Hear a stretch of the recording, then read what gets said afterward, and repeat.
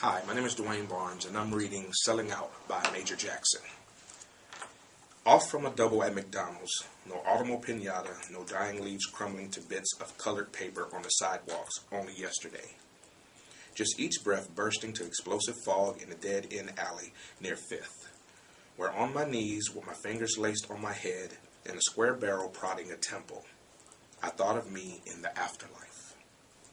Moments ago, Chris Wilder and I jogged down Girard, lost in the promise of two girls who winked past pitch lane of burgers and square chips of fish at us, raining over grills and vats. Moments ago, a barrage of beepers and timers smeared the length of our chests, a swarm of hard-hatted day workers coated in white dust. Mothers on relief, the minimum wage pour from the fast food joints lining Broad inched us closer in a check-cashing line towards the window of our dreams, all of us anxious to enact the power of our riches. Me in the afterlife. What did it matter? Chris and I still in our polyester uniforms, caked with day-old batter, setting out for an evening of passion marks. We wore gazelles, matching sheepskins, and a Ushanka miles from Leningrad. Chris said, "Let's cop some blow despite my schoolboy jitters." A loose spread of dealers preserved corners. Then a kid, large for the chrome huffy he peddled, said he had the white stuff, and led us to an alley fronted by an iron gate on gentrified street edging northern liberties. I turned to tell Chris how the night air dissolved like soil, how jingling keys made my neck itch, how maybe this wasn't such a good idea. When the cold opening of gun barrel steel poked my head, Chris's eyes widened like two water spills before he bounded away into a future of headphones and release parties. Me, the afterlife. Had I ever welcomed back the old neighborhood, might a longing persistent as the sea corn maggot tunneled through me.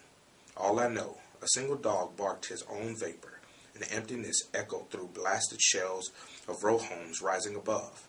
All I heard, deliverance in the bare branches, fingering a series of power lines, in silhouette to the moon's hushed excursion across the battered fields of our lives. That endless night of ricocheting fear and shame. No one survives.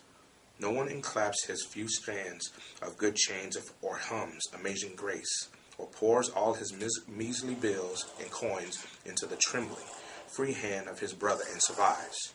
No one is forced face down and waits 43 minutes to rise and begin again his march past the ice-crusted dirt without friendship or love, who barely knew why the cry of the earth set him running, even from the season's string of lights, flashing its pathetic shot at cheer, to arrive here where the page is blank, an afterlife. Major Jackson. Major Jackson's stance, in my opinion, or his language that he uses in this poem is very gritty, but it creates a reality for the reader. It gives you an image of growing up in the inner streets. My favorite line is the 9th line, where I thought of me in the afterlife, and what I thought of was his ultimate demise as he's sitting there waiting with a barrel product at his temple. I think the poem in general is death. That's why it has such a dark feel. I think he relives his moments and he regrets the fact that he was about to do drugs. And he started asking himself questions in the 46th line where he released parties. He would say me with a question mark, the afterlife with a question mark. So for me, the whole poem is very dark and gritty, and I think Jackson takes a really good stance on presenting an image for his reader. Thank you.